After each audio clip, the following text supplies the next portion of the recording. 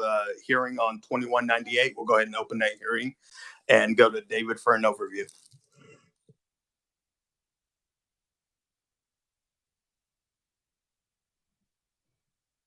Thank you, Mr. Chairman. Good morning, committee. House Bill 2198 provide a membership affiliation on July 1st, 2023 for the Kansas Department of Wildlife and Parks. They would be an eligible employer and affiliate with the Kansas Police and Firemen's Retirement System, or KPNF.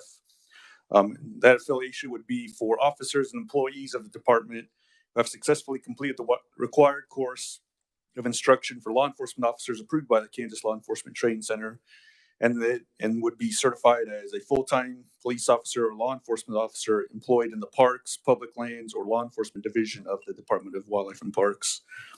The department would be required to pay the KPNF employer contribution, and then would have to present that to the legislature for allowance and appropriation as part of the budget process. Each officer and employee who is employed by the department on or after July 1st, 2023 would become a member of KPNF.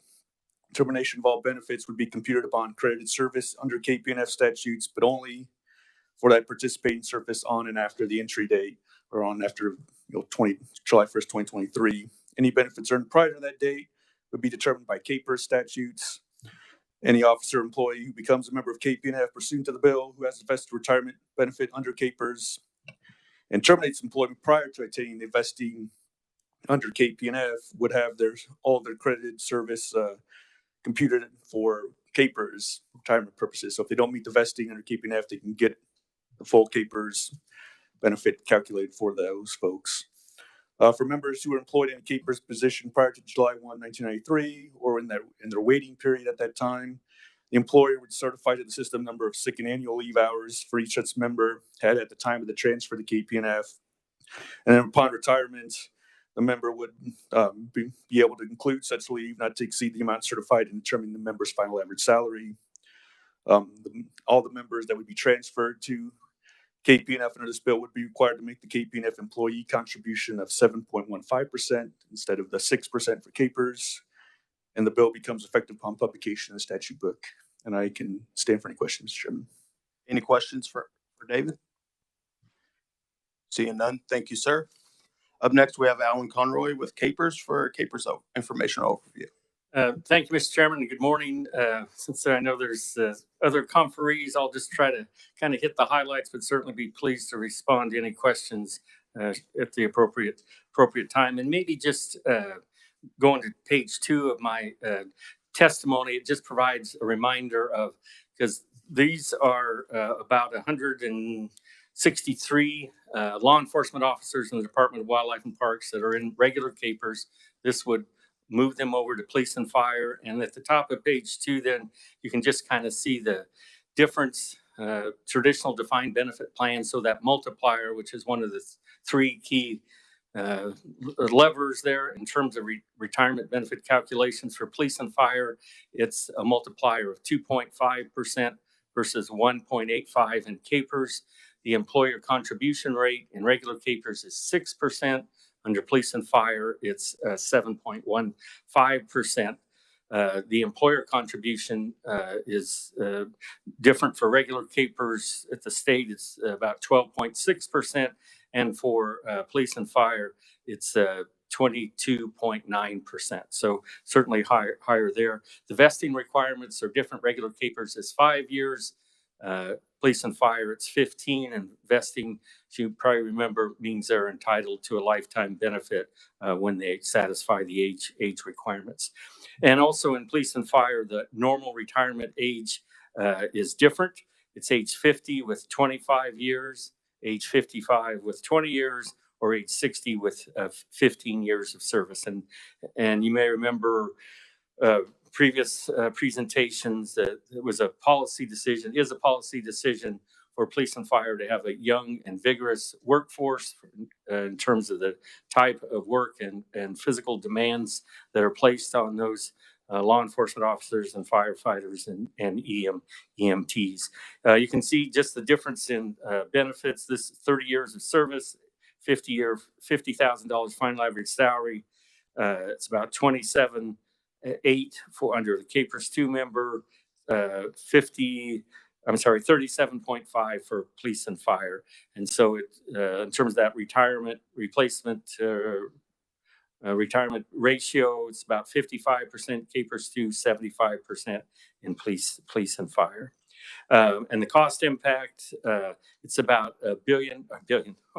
Oh my, I'm used to saying that way too often with that unfunded actual liability. It's $1 million in additional employer contributions. Of course, all I believe fee funds from within the Department of Wildlife and Parks and the departments here. The secretary will share that with you at the appropriate time. So different benefit structure, public safety, higher employer and employee contributions, and a different benefit. But again, be pleased to respond at the appropriate time. You scared me there for a minute, Alan. I thought I misread the bill. Any questions for Alan? Seeing none. Thank you, Alan. Yes, Representative Smith. Mr. Conroy, if I could. Thank you, Mr. Chair. Forgive me, I probably didn't hear part of it, but if they do this, do we make up past funds as well as future funds? No, that's a good point, and I'm kind of rushing through there. So if a member, let's say, has 10 years in Capers, and then they would get switched over to police and fire and maybe serve 15 years, then when they get ready to retire, they would in effect get 2 retirement benefits. They would get a Capers regular benefit on those 10 years, and then they'd get a police and fire retirement benefit based on those 15 years. So yeah, it doesn't pull all that prior service forward. There'd just be 2 retirement benefit calculations. Thank you. Thank you very much. Thank you, Mr. Chair. Sir, thank you, Alan. Yes, I'd just like to make a comment for the committee. The fiscal note shows about a $1 million fiscal note to the department, but the governor included $2.5 million in the 24 budget because she's including Department of Corrections. So just so you see that difference there. I'll add on to that. I believe the 2.5 million was actually just the Parks and Wildlife part. I believe it when she included the corrections, it actually went to like 14. I want to say around 14 million. The corrections fiscal note, I believe, is around 12 million just for moving corrections alone over. So, and I think part of that misunderstanding was on our end when we were working to division of the budget. The fiscal note for some of those Department of Corrections, particularly those juvenile correctional officers, I think was part of that difference. Yes, sir. All right, committee, we're going to move on. Up first for proponents, we have Representative Doug Blex. Doug, welcome to the committee, sir. Thank you, Chairman Hoheisel and Vice Chair Clifford and Ranking Member Minority Shu. Thank you for that, to having me here. It's a pleasure and an honor to be here. I've been a long supporting this KPNF, our Wildlife and Parks officers, into that retirement system. And currently, a little background, I am a retired wildlife officer many years ago and served in that capacity, so I understand kind of what their duties are. We routinely make arrests, testify in court, and conduct investigations, and certainly partner a lot with state, federal, and state, local law enforcement officers. And probably the big thing that is kind of unique, a lot of you may not understand, a lot of times, and particularly in those rural counties, wildlife and parks officers are the first on the scene. When an incident happens, they're out there already in their vehicle in a routine patrol or something, and these calls will come in and boom, they're there. And believe you me, I've been there. I could tell a lot of horror stories, but it's a lot of life-threatening situations, and it's a lot of stress. And I can't tell you the number of times we've had contacts on an isolated creek bank at night and turned out to be a wanted felon. And you're by yourself for the most part. It always amazes me when I'm driving on the highway and see a traffic stop, and we'll see 2 to 4 flashing red and blue lights with multiple officers and backups there. I kind of recall one incident that I got a landowner complaint about 2 a.m. It was a cold December night. Had some individuals on her land, didn't want them there. I pulled up to the people. There was 3 of them. All 3 had guns. And that's another thing you need to realize. The bulk of the people, those wildlife and parks officers are in contact, all have guns. And I remember the first time I had a city officer ride with me, about freaked out because, hey, they got guns, they got guns. But anyhow, that particular night resulted in an arrest and a transport. I radioed in 30 minutes to my nearest backup. At that time, Montgomery County had 1 officer in the northern half, 1 in the southern half. And we sat 30 minutes out there in kind of a tough situation that waiting for a backup. So it is a stressful situation when you're out there by yourself. You're usually at dark and everybody has guns. So it is. And then on the flip side of that, the officers that work in our state parks on those holiday weekends, they become small cities. They'll grow 20, 25,000 in one weekend. And when people work all 2 or 3 months, they finally get to recreate. This is their time to have fun and relax. And sometimes they relax a little too much. And you're dealing with drugs, you're dealing with domestics, you're dealing with alcohol, you're dealing with every situation that a city officer has. Again, a highly stressful situation with only 1 or 2 officers. And so it is. And so, and as Mr. Conroy alluded to, the intent is having a shorter retirement system to keep those people young and healthy people in those stressful situations. And we don't want to really put people as they mature into their life into really physical confrontation issues. So this would be one way that we can do that. There's a lot of health issues and post-traumatic stress with people involved in that.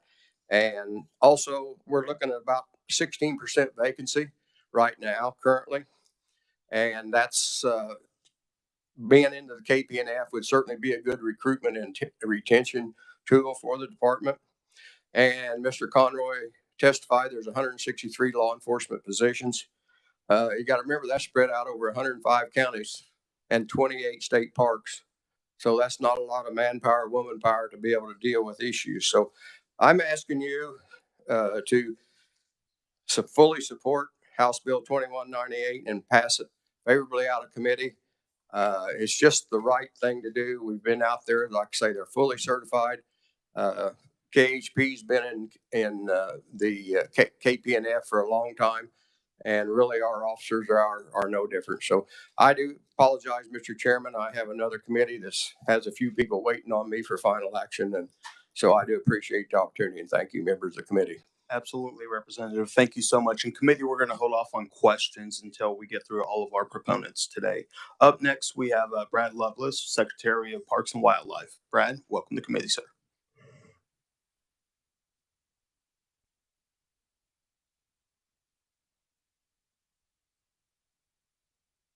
Oh, thank you. Thank you, Chairman Hoheisel, members of the committee. It's a pleasure to be with you today. Even though he's left, I'd like to give a special appreciation for Representative Blex, who submitted this bill and has been one of our great proponents over the years. And certainly, I won't even try to top his testimony in terms of the way things are in the field and what our officers do in concert with all their counterparts on the local and the state level. HB 2198 seeks to affiliate us with the Kansas Police and Firefighters Retirement System. We support the provisions of this bill. They'd be effective upon publication in the statute book. This will allow full-time law enforcement certified personnel within our law enforcement, parks, and public lands divisions to transition from into KPNF from CAPERS. The provisions would make the effective date upon publication of the statute book and is necessary for the long-term health of the agency and would aid in recruitment and retention of these valuable public safety positions. In fact, last Saturday or yesterday and the day before, Saturday, Sunday, I was up in Minneapolis in a meeting. I got approached by 2 law enforcement officers who had been with us. I recognized immediately. They came up to me, said hi. I said, how are things going? They both had moved to Iowa in the last 2 years. Because of retirement. And I was excited to tell them that we were this morning getting to talk about this in the legislature. And they said, boy, I wish it would have come sooner. right? Because they left, and we had 3 total leave and go to Iowa specifically for that reason, for the retirement benefits up there. And so yeah, this is very real to us. As the committee is aware, KPNF has slightly different retirement benefits that encourage transition out of law enforcement at an earlier age, protecting our individual officers from being involved in physical confrontations at a later age. And we feel it's appropriate to add our officers into the system.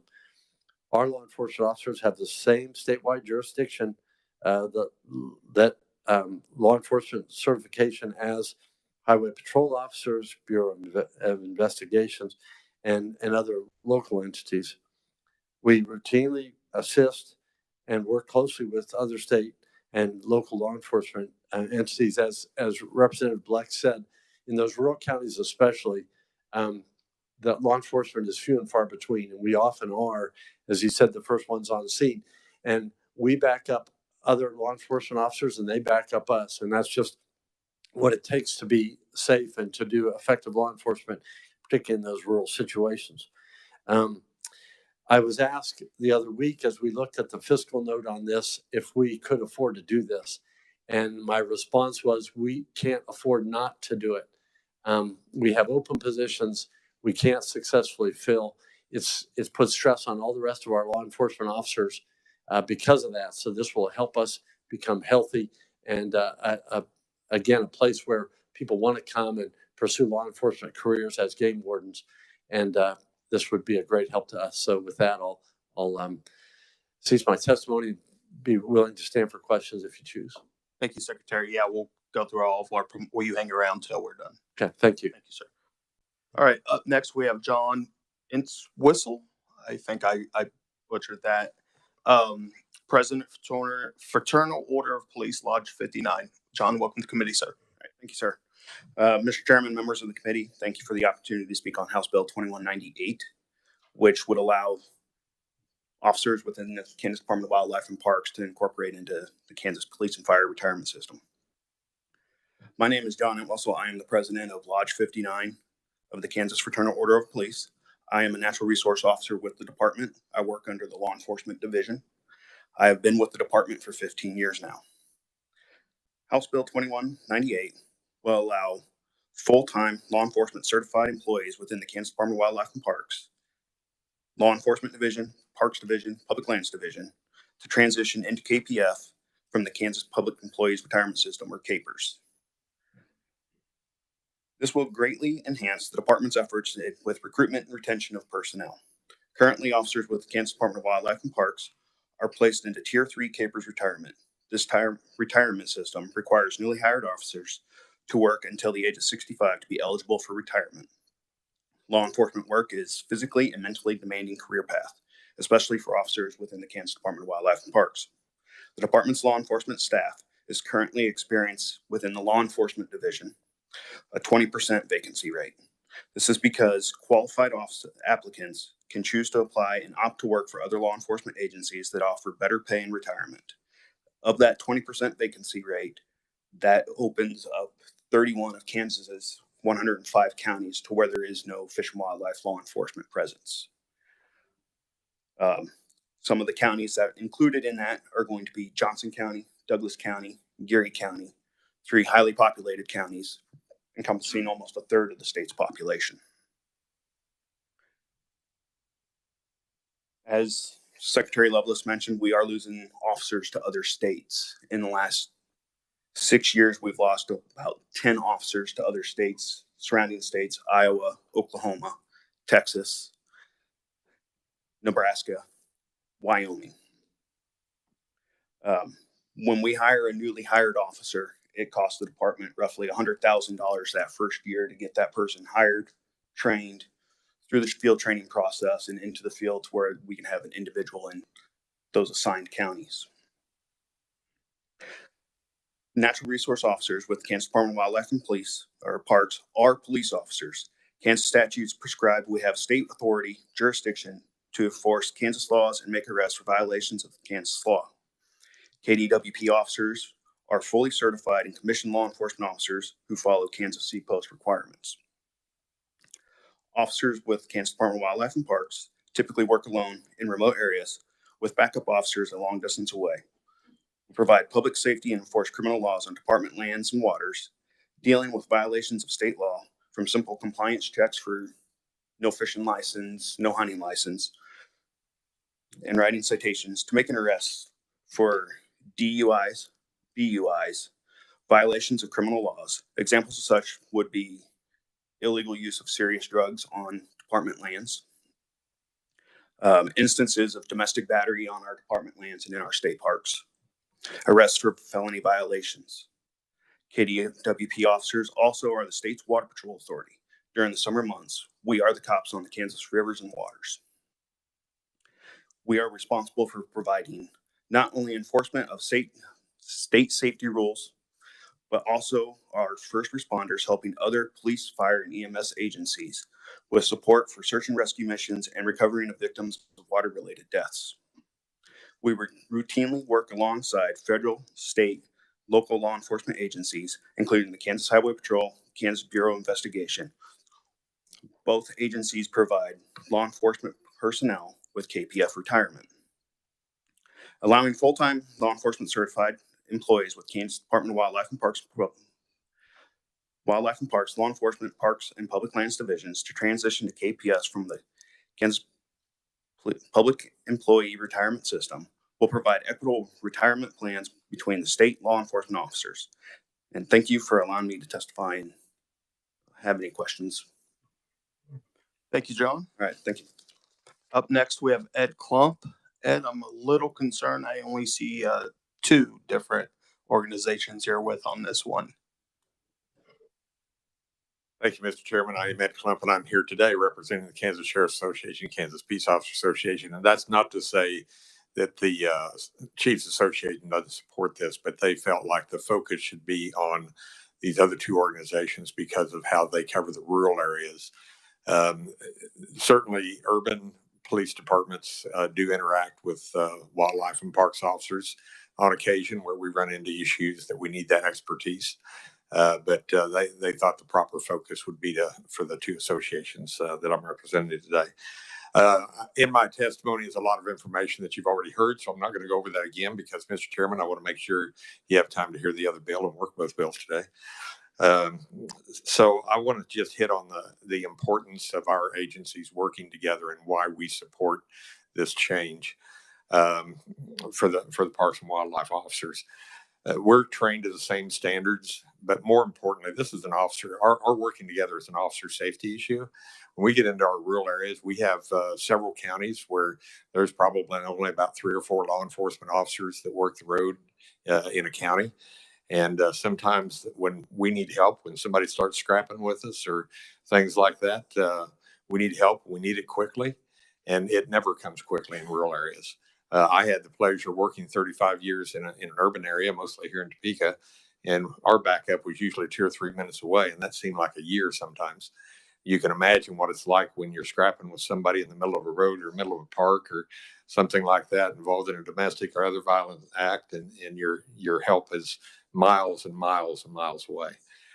So it's an important relationship, one we honor and respect. We help each other out. They have expertise that we don't have in the Parks and Wildlife. They have equipment that we don't have access to when we have work to do in waterways and things like that they offer us great assistance in. But most importantly, this is an officer safety issue for us working together. And they are to the same standards we are. They deserve to be in KPNF. This has even been more pronounced, I think, with Capers 3, because it doesn't give you the benefits that Capers 2 did. And it's just broadened that divide.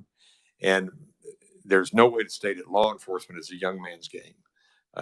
It's an important aspect of being under the police and fire retirement system. Mr. Chairman, we support this bill, and I'll stand for questions when appropriate. Thank you, Ed. Up next, we have Sarah LaFrance, President, Kansas Organization of State Employees. Sarah, welcome to the committee. Good morning. Thank you for having me here. and Chairman Hoheisel and members of the House Financial Institutions and Pensions Committee. Appreciate your time. It's great to see you all this morning. So as you've heard a lot of very relevant and appropriate testimony here, I'm not going to sit here and read you mine. I know you'd like that on a Monday morning. I see they're like, no. So we stand and rise here in support of this bill for this very worthy cause and our brothers and sisters in law enforcement. But we also represent correctional officers. And so we would ask that you consider also what has been mentioned here, that these folks are absolutely law enforcement, should be included in that as well as ours. Either as a part of this bill or as a separate piece of legislation as outlined in the 2023 House Bill 2008. So that was sponsored by Representatives Proctor, Bueller, Johnson, Neely, and Resman. So this is not a new idea to move state correctional officers into KPNF. It's really, in our opinion, pretty long overdue. It's been considered in various forms in the past. And unfortunately, at least one of those measures didn't make it to the governor's desk. And it's also worth mentioning that in the 2018 Joint Committee on Corrections and Juvenile Justice, this was also recommended in that report. Now, we were very efficient in getting our testimony in. And when we did that and sent it in, there has now been a piece of legislation since we submitted this on Thursday that was introduced to cover this. And that particular piece of legislation is 2428. So I just wanted to bring that to your attention. Again, I very much appreciate your time here today, and I'm happy to answer any questions that you might have when appropriate. Thank you, sir. I do Thank have you. one question. Sure. Do we have a copy of your testimony? Looks like all I have online is a cover letter. Well, I have some right here. I'd be happy, and I'm more than happy to send. Okay, yep. I think we're working on that now. Okay. I just wanted to make sure we had. Sure, and if you need it, I can definitely forward it to you. Not a problem. Thank you. Thank you so much, Sarah. You're welcome. All right, committee, that's all of our proponents. Do we have any questions for any of the proponents? Representative Dotson. Yeah, I'm not sure who this goes to, maybe Mr. Prophet, but we've had a little bit of discussion about the fiscal notes, and neither one of these has a fiscal note attached, at least not on my website. Representative, we got the fiscal notes in this morning. We can email one out to you. I don't believe they've been uploaded. They are in the S drive. Is that correct, Rich? Email. Check your email. We just got those in this morning. Yeah, because with the changes we've had both in KPERS and KPNL, I'm not sure we really know what the final impact is, but I'm supportive of both of these bills. I just want to make sure we know what the fiscal impact. Somebody's going to have to carry this bill. So if we could have Alan come back real quick, Alan can give us a quick breakdown of kind of the fiscal note on that. That's correct. And the fiscal note, it'd be right at $1 million out of wildlife and park fee funds for the increased employer contributions. So, again, the fiscal note, I'm not sure it's been updated again. There was some miscommunication on my part, but we'll stand by the $1 million of increased fees. Thank you very much. Any further questions?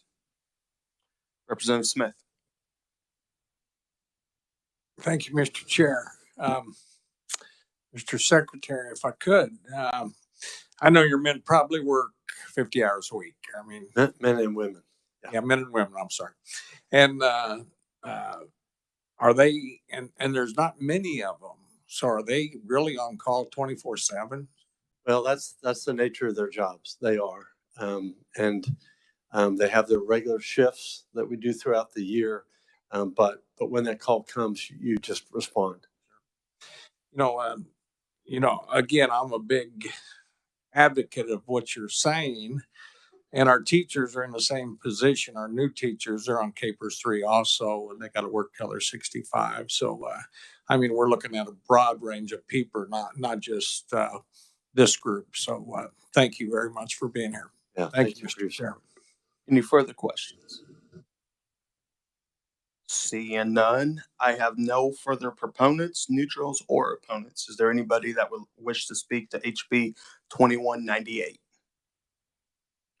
Seeing none, we'll go ahead and close the hearing on 2198, and we will open the hearing on HB 2196, and we will go once again to David for an overview.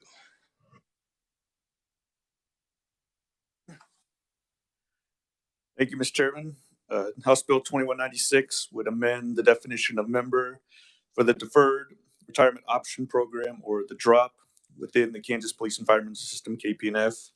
This would expand the definition to include any member of KPNF.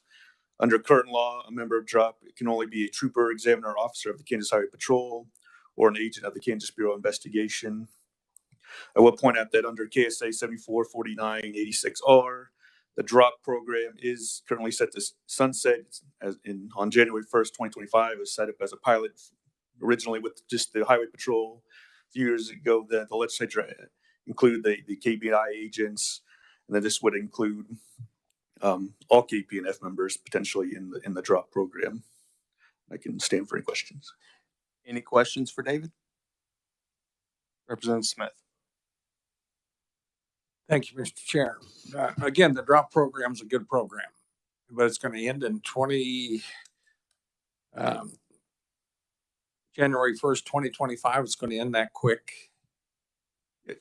Yes, Representative, Mr. Chairman. Yeah, right now under statute, it's set to sunset on that date unless the legislature extends it. So really, it would be hard to help a lot of the people if it's going to end that quick, wouldn't it?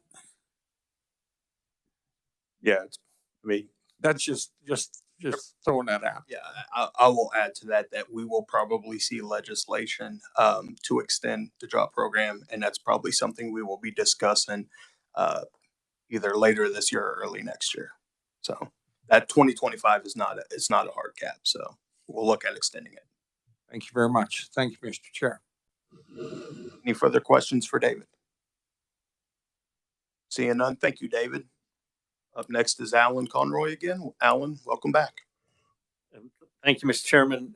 Again, just in time constraints, just briefly to remind you, the DROP program, Deferred Retirement Option Program, is a way for, currently it's just Highway Patrol troopers and KBI agents have the opportunity, if they're retirement eligible, to sign up for DROP.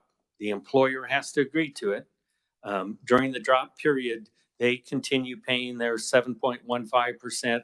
The employer continues making that employer contribution about 22%. And the members' retirement benefit is calculated at that point, and it's frozen. And they can sign up for anywhere from 3 to 5 years. And so during that 3 to 5 years, they're still contributing, the employer's still contributing, and their monthly retirement benefit, rather than being paid to them, is placed in it's called a notational account at KPERS, where there's the opportunity to earn interest if the trust fund does well.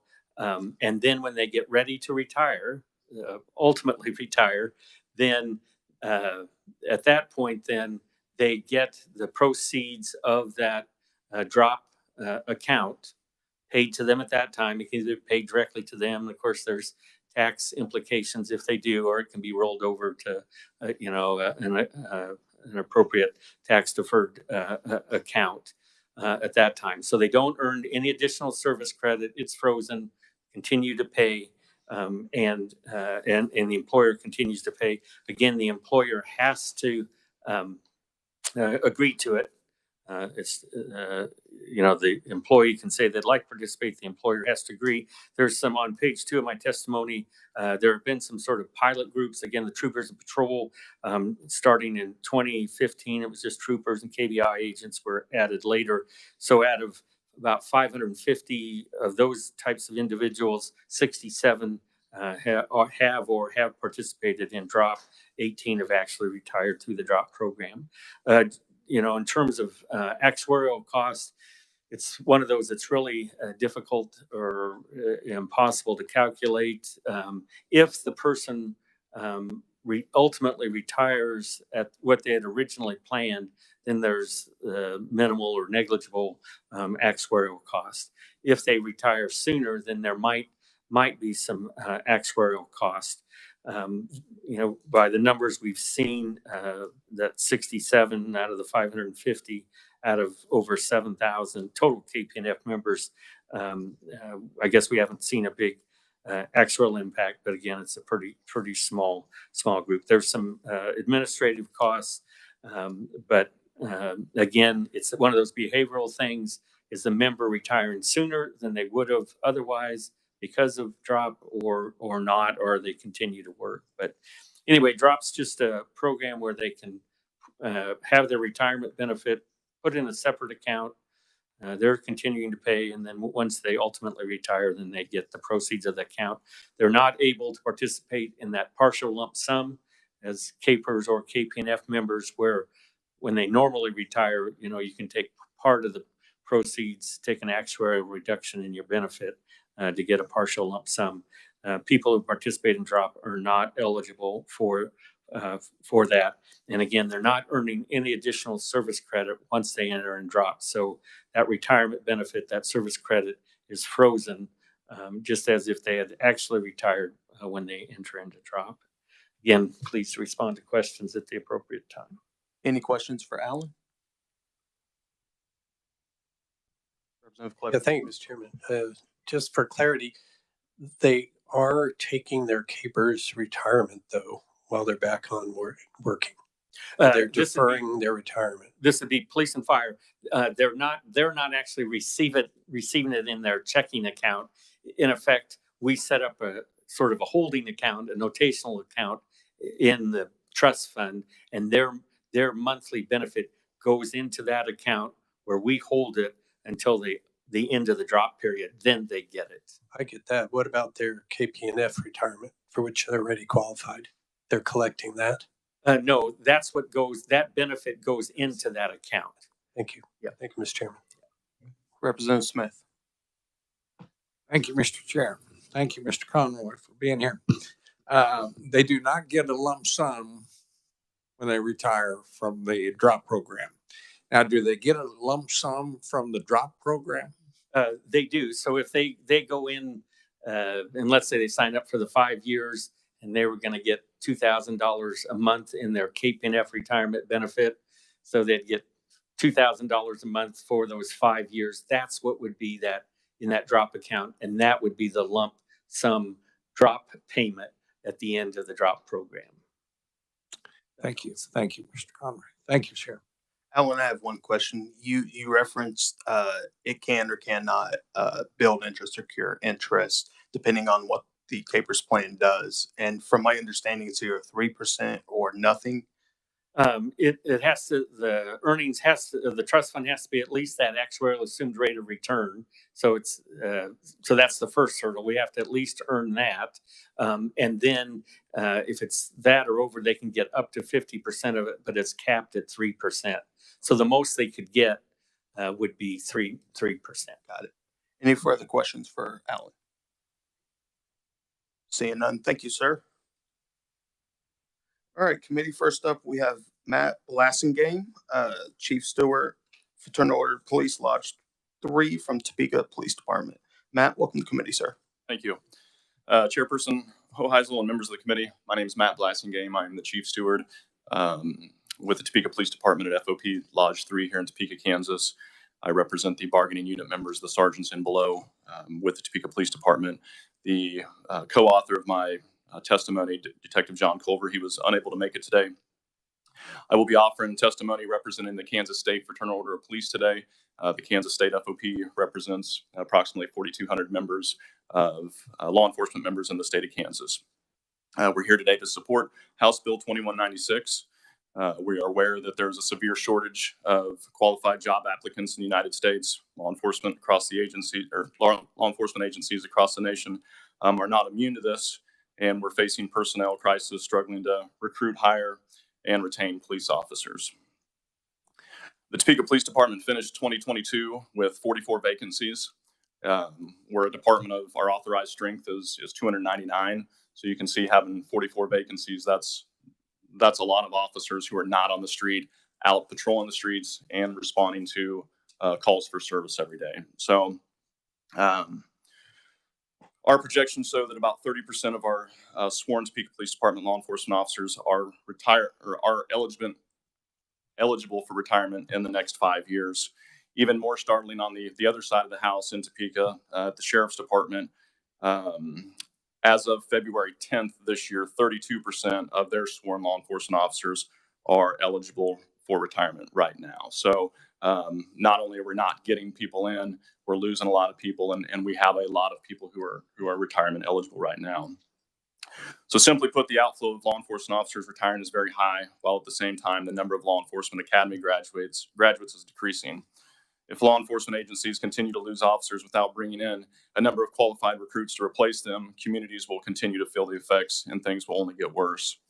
The Deferred Retirement Option Program, or DROP, is currently only available to KHP and KBI, like it was just testified to. And we're hoping that that's going to be expanded to give us another human resources tool to help with retention of our officers. So if House Bill 2196 were passed, it would permit expansion of the DROP to include any member of the Kansas Police and Fire retirement system, and would allow local and county law enforcement agencies the option to offer DROP, which may help reduce the number of law enforcement officers retiring and somewhat ease the looming retirement crunch. As a point of information, the city of Wichita currently has, the city of Wichita operates their own pension fund for police and fire, and they do have a DROP program down there, and it has been successful in Wichita. DROP is not the ultimate solution to end the loss of retiring law enforcement officer. However, we think that this is going to be a big benefit and will certainly help. I have talked to many of our members. I wish Deputy Marr was here today. He could join us, but he was unable to be here. Deputy Marr is one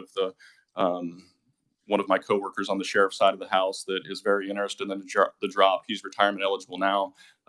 If the DROP was in effect right now, he would more than likely take advantage of that. Now he's got to decide whether he wants to retire or stick around and see if the DROP is going to become available. I've talked to many of our members who are retirement eligible or who soon will be retirement eligible, and this is one of those things that would help keep them on the department and providing service to our communities. So employee retention is one of the most critical issues facing law enforcement organizations today, and it's important to retain our highly trained and well-qualified individuals. Permitting city and county law enforcement agencies the option to offer DROP will reduce the turnover of seasoned law enforcement personnel. We talk about recruitment and retention all the time. I'm trying to change my vocabulary and talk about retention and recruiting. We've got to retain the people that we currently have. It was in the prior hearing, it was mentioned that it cost about $100,000 to put somebody through the academy. It's very expensive to put people through the academy, and we want to retain them once we get them. I went back and looked at the numbers from 2009 when I hired on with the police department. About 40% of those individuals are no longer with us. So of everybody who's hired on with the Topeka Police Department in the last approximately 14 years, over 40% of them are no longer here. So we want to make sure that we're doing things to retain those individuals, as well as having incentives to recruit individuals. And we think DROP will be a piece of that puzzle to help us do that. So we strongly support the passage of House Bill 2196. I appreciate everyone's time in front of the committee today, and I will stand for questions at the appropriate time, Mr. Chairman. We'll go ahead and take questions now. Is there any questions? Representative Dotson. Thanks, Mr. Chair. I'm trying to, I know this is a good bill, but I'm trying to figure out why only, whatever it is, 31 have taken advantage so far. You got any ideas about why that might be? I do not. I believe you're talking about the ones from KHP or KBI who have, and I don't know the answer to that. Since it's not been available with our agency, I've not looked into it or know the details as far as why it's only been 30 in those agencies. Perhaps one of the other conferees, when they get up, can address that. It's I know it's new, but we want to make sure we do things that really make a difference to your recruiting and retention. So thanks for your service. Appreciate it. I appreciate it. Any further questions? Representative Smith. Mr. Chair, thank you for being here. my brother's a retired policeman, and towards the end of his working days, I think he was ready to get out because you guys are abused every day. So, how do you talking to your fellow policemen? Is there a feel that they'll stay if they get something like this? I think that some will. I don't think that this is the ultimate solution to end the recruitment and hiring crisis that we're facing, but I think that this is a tool. I think that there's some people, when they hit that 75 points and they're eligible to retire, I think that there's some people who are still going to retire. I think that there are other people who will take advantage of this, and every piece of that puzzle that we can help, I think is beneficial for us. Thank you. Thank you. Thank you, Mr. Chair. Any further questions? Seeing none, Matt, thank you so much, and thank you for your service, sir. Be safe out there. Up next, we have Chris Wing, Director, Kansas State Council of Firefighters. Chris, welcome to the committee, sir. Good evening. My name is Chris Wing. I'm an active firefighter in the Unified Government, Wyandotte County, Kansas City, Kansas. I have been employed with the Kansas City, Kansas Fire Department for the last 9 years, and I appear today to speak in favor of HB 2196. I also serve as the director with the Kansas State Council of Firefighters. The intent of this bill is to amend the KPNF retirement system, expanding the drop membership to all members of the KPF system. Currently, drop membership is limited to troopers, examiners, and officers of the Kansas Highway Patrol and agents of the KBI. House Bill 2196 proposes to expand drop to any member of KPNF who is eligible to participate and who elects to participate in the draft. I am not an actionary. However, it is my understanding that the impact of such change will be minimal.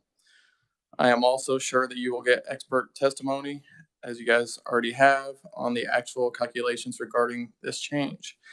In summary, the men and women in the fire service that I represent work hard risking their health and welfare to serve their communities.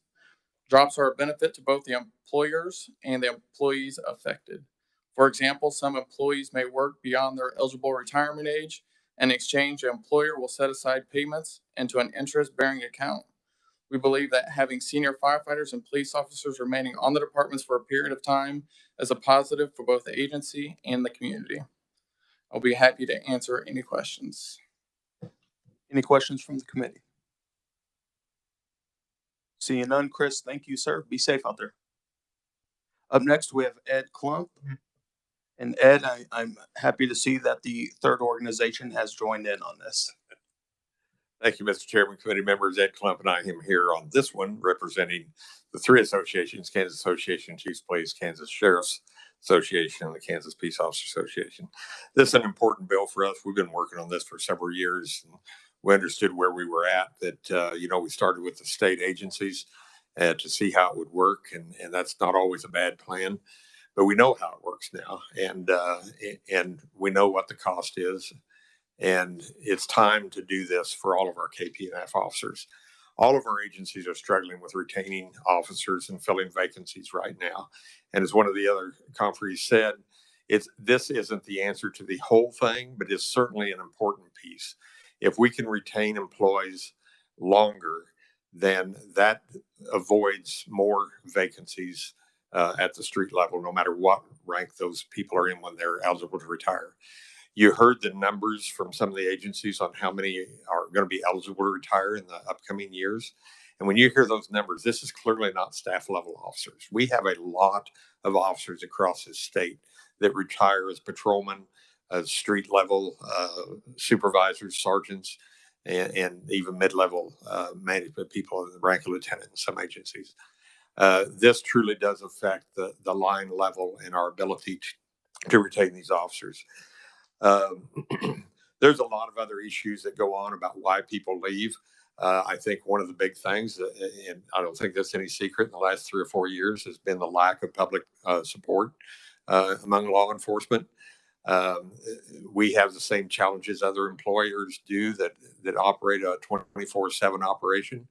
We're finding fewer people want to work nights and weekends, and some can't understand why they can't work from home and be a police officer.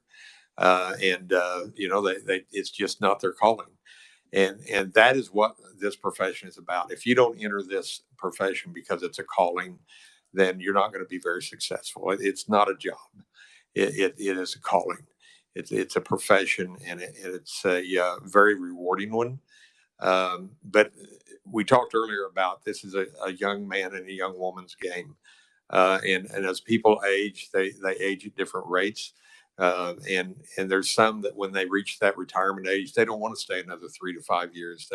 They're physically feeling like they're putting themselves and others at risk, and they want to get out. They're burned out, and we don't want burned out officers retained.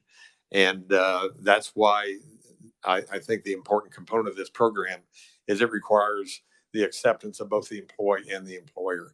Even if an employer wants to engage in the drop program, it doesn't mean they have to offer it to every employee. And so all those things can be weighed and balanced. We keep the right people in that can be mentors to young officers coming in.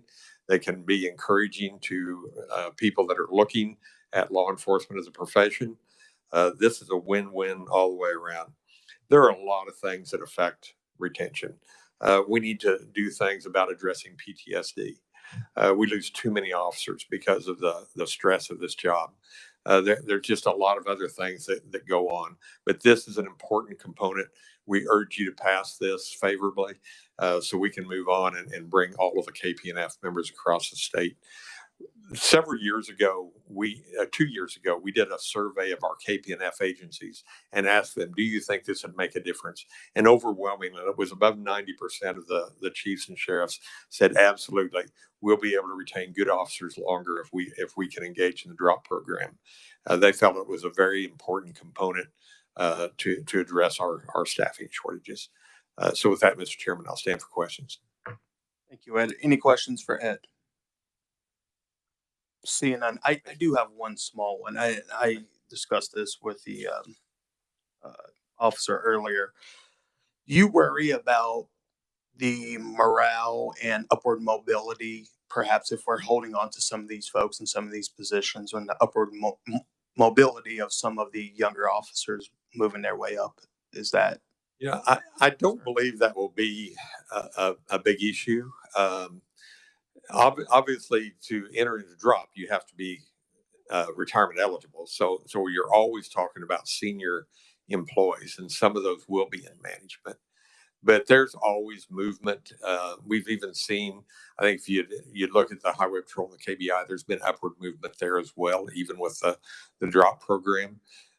It'll slow it down, but it still happens at a point.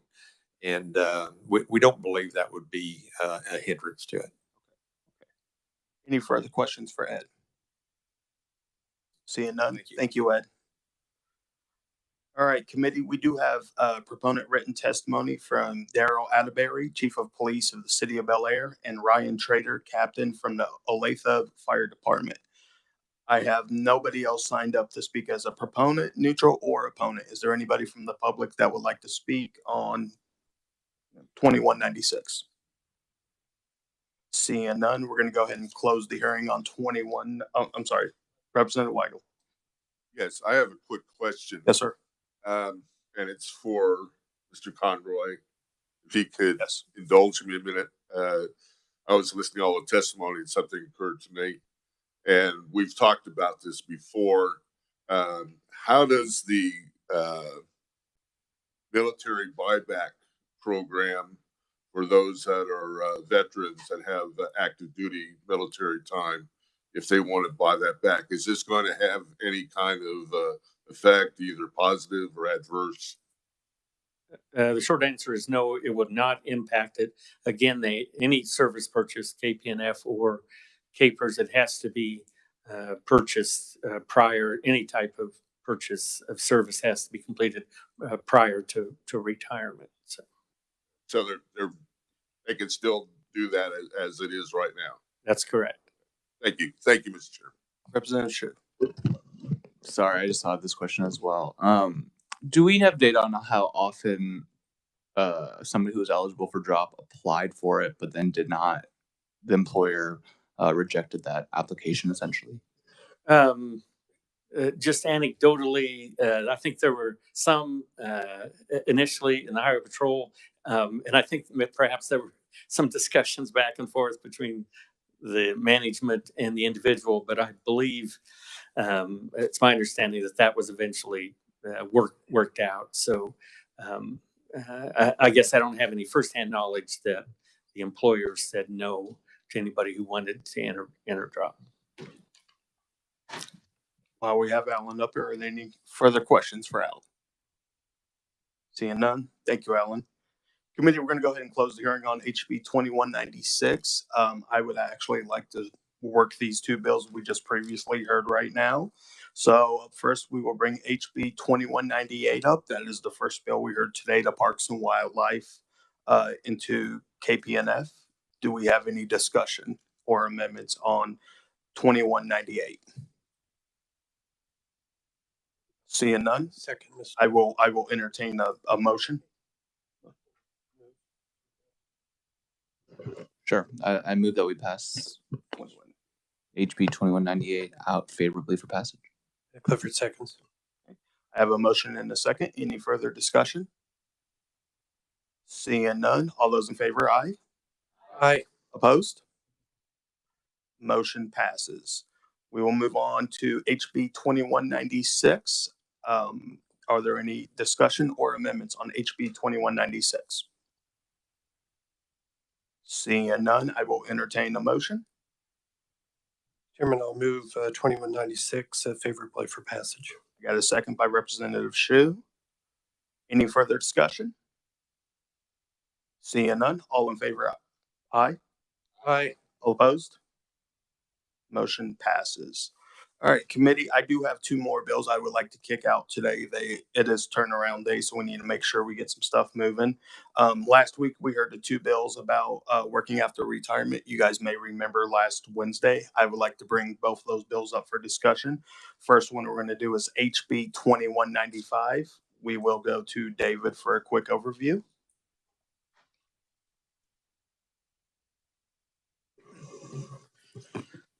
Thank you, Mr. Chairman. House Bill 2195. There are two changes here that would be to the KPERS working after retirement provisions that both relate to employer contributions.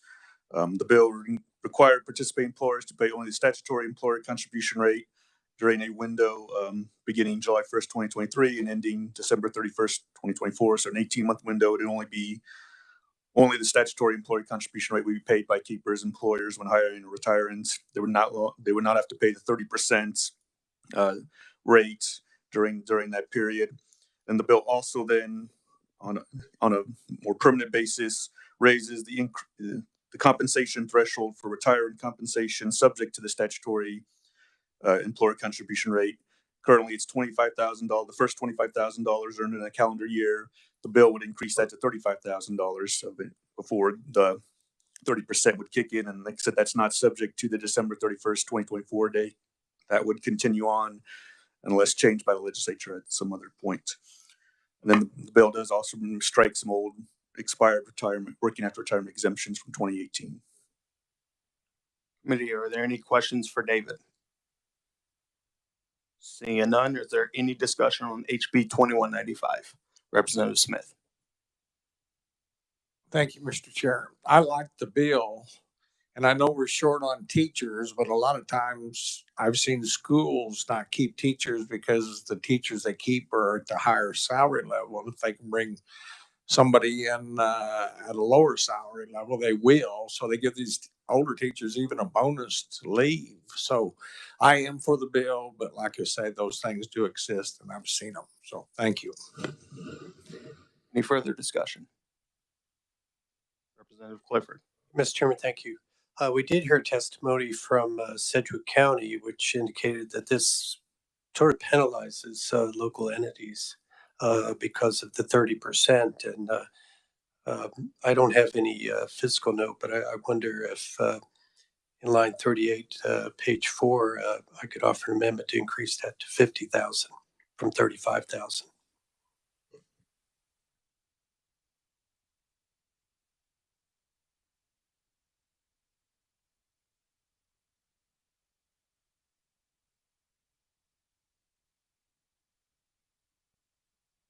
Yeah, there are other places like line 5 or page 5 to line 39.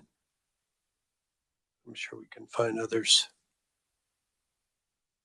So the contribution rate to the first 35 to 50,000, is that what Yes, that's correct. you're proposing?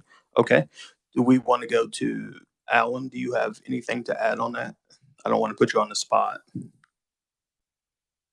Thank you, Mr. Chairman. Of course, just the higher it moves, then the difference between right now, it's at that 30%. And then if it's less, 25,000 and less, it's at the statutory rate. So for state, it's about 12.5%, a little over 8% for local. So as you raise the cap, there'll be the difference between, let's say, the 8% and the 30% that's paid by the employer, the school district, let's say, for example, or sometimes it's passed on to the retiree. And so there'll be some loss of employer contributions that's currently being paid. But in the grand scheme of things, it's probably not significant. Probably the difference is that alter behavior, if that penalty, so if a retiree is going to come back and maybe they're only going to earn 35 or 40,000, does that incent more people to retire early and come back? But it's a behavioral thing, so there's really can't put a price tag on it. We'll just have to see how it plays out should this pass. And Mr. Chairman, to Representative Smith's point, a lot of the teachers who we want to come back are earning that 50,000 plus amount, so it would be less sort of penalty, less cost to the school systems to bring teachers back. So would you like to move your amendment? Yes, I would like to amend in the appropriate places, raising the cap from 35,000 to 50,000. I have a second. Okay, I saw Representative Montana first. I apologize, committee. Does everybody understand the proposed amendment? Okay, is there any further discussion on the proposed amendment? Seeing no discussion, all those in favor of the amendment, I'm sorry, yeah, go ahead and close. Chairman, I move my amendment. Thank you, sir. All those in favor, aye. Aye. All opposed? Motion passes. We're back on the bill. Do we have any further amendments or discussion? Seeing none, I will entertain a motion. Oh. I move the committee vote moves 2195 favorably for passage. As amended. As amended. Second by Representative Williams. Any further discussion? All those in favor, aye. Aye. All opposed? Motion passes. Committee, we have one more, HB 2272. This was the second bill we heard last week to include the IDD organizations. We'll go back to David for a quick overview. Thank you, Mr. Chairman. House Bill 2272 would establish a keepers working after retirement exemption for retirees employed as a licensed professional nurse, licensed practical nurse, or in a direct support position for a keepers affiliated community developmental disability organization, a CDDO.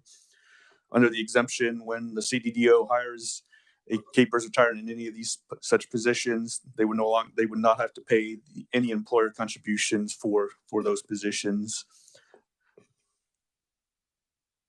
Any questions for David?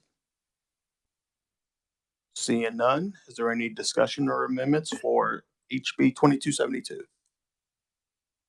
Representative Smith.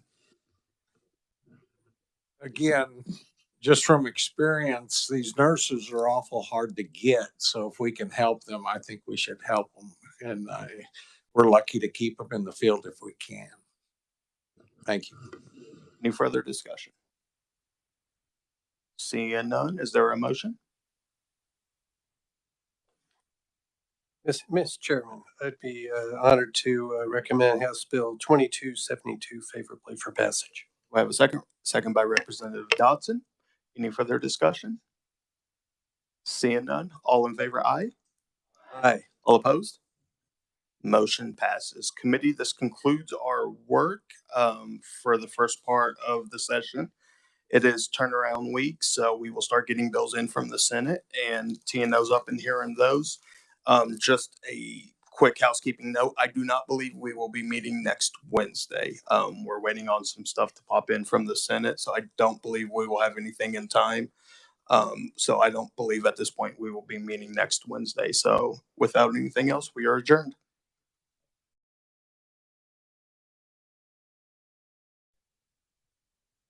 This Wednesday we will be on the floor all day. So this will be our last meeting before turnaround. So Wednesday, Thursday, Friday this week we will be on the floor all day. None of your committees should be meeting. And then Monday, Tuesday next week we are not in session at all. So we're adjourned.